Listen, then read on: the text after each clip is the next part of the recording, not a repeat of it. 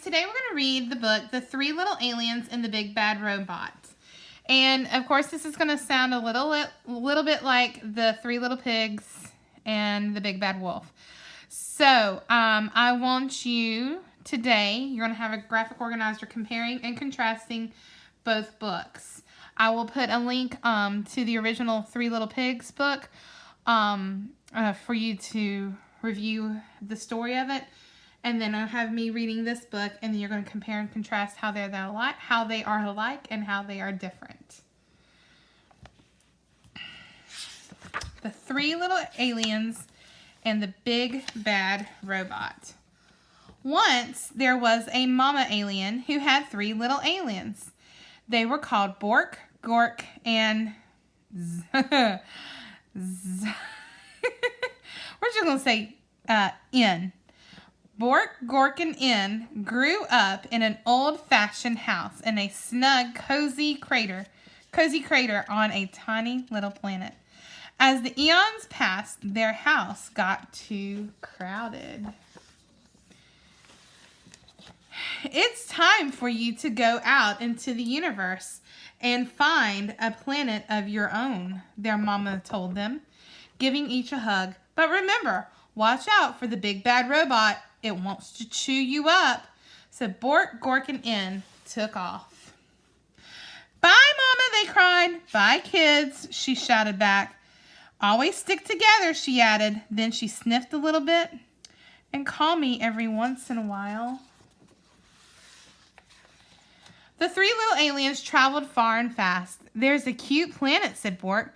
Too hot, said N. How about that one, asked Gork. Too crowded, replied N. They darted around a meteor. Are we there yet? asked Bork. Just past the next bend, a big planet swirling with dust loomed into view. Bork spotted a shiny space rover zipping around its mountains and plains. Awesome, she said. I'm going to live in that. Ma said to stick together, said N. But Bork had already zipped too far away to hear. N and Gork traveled on. N didn't like the looks of the next planet either. Nowhere to breathe, he gasped. Picky, picky, Gork said. Then just ahead, he spied a giant planet with huge golden rings around it. He jumped on a passing satellite and caught a ride on a ring. Whee! He squealed. This is what I call home. We can't live on a ring that goes around in circles, yelled N. We'll get dizzy. But Gork wasn't paying any attention. Now N was all alone. He traveled deeper and deeper into space until he spotted a massive blue planet. Far out in the galaxy, it had 13 moons and refreshing breezes.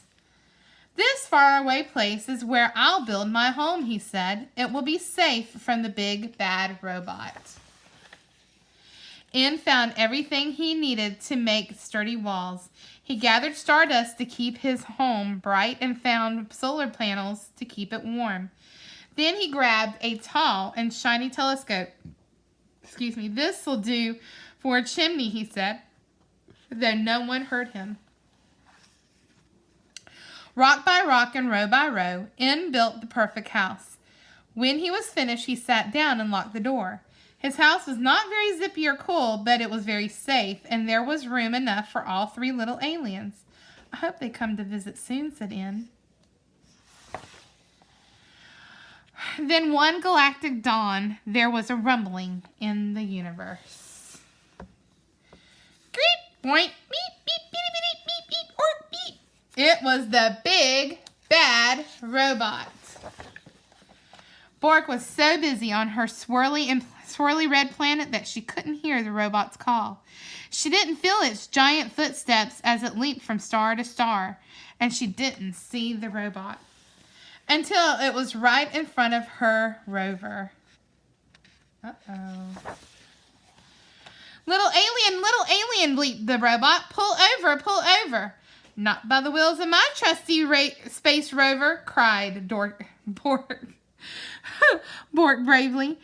Then I'll crack and smack and whack your house down, meet the robot. And just like that, the robot cracked and smacked and whacked Bork's shiny rover into 100 pieces. As fast as the speed of sound, Bork jetted away, the robot close behind her. Just as the robot was about to eat her up, she spotted Gork's satellite house. "Gork! Gork! Help me!" she cried. But Gork was having so much fun surfing on the rings of his giant planet that he didn't hear Bork's cries. He didn't see the robot chomping on comets and ripping up open black holes until the big bad robot caught Gork's satellite in his huge metal claw. Little alien, it broinked. "Come out of hiding." "Not by the orbit of this ring I'm riding," cried Gork stoutly. "Then I will shatter and clatter and scatter your house down," groinked the robot. And before Gork could fly beneath the radar, the robot clattered and scattered and shattered Gork's satellite into 1,000 pieces. Gork barely escaped. "Over here!" called Bork. Stick together." At the speed of light, Bork and Gork blasted out into space, with the big bad robot getting closer all the time. "Where can we hide?" asked Gork. "Let's find In," cried Bork. "He'll know what to do."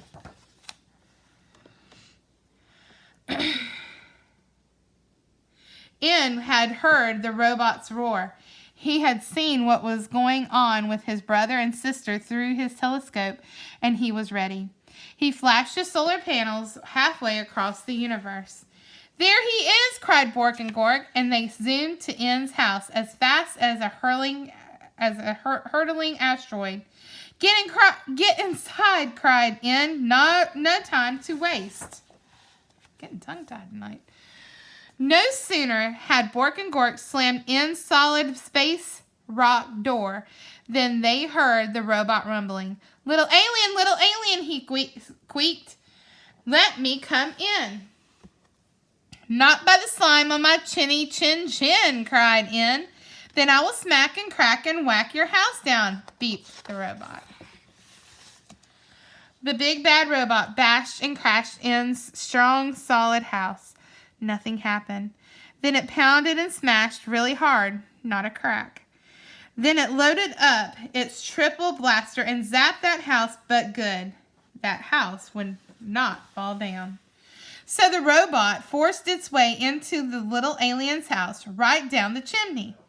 The aliens covered their ears and waited for the robot to chomp them up. But halfway down the telescope, that robot got stuck tight. It strained and it struggled, it moaned and it groaned. In's house shook and it shuddered. But did it fall down? It did not. The robot gave one more mighty cry and burst into 1,000,000 pieces. "Cool," said Bork. "Awesome," said Gork. "Just as I planned," said In. "There's just one thing missing," said Bork. "Phone home," said Gork. So In did. "Ma," he said, "we have the coziest house in the galaxy. Won't you come over and tuck us in?" And she did.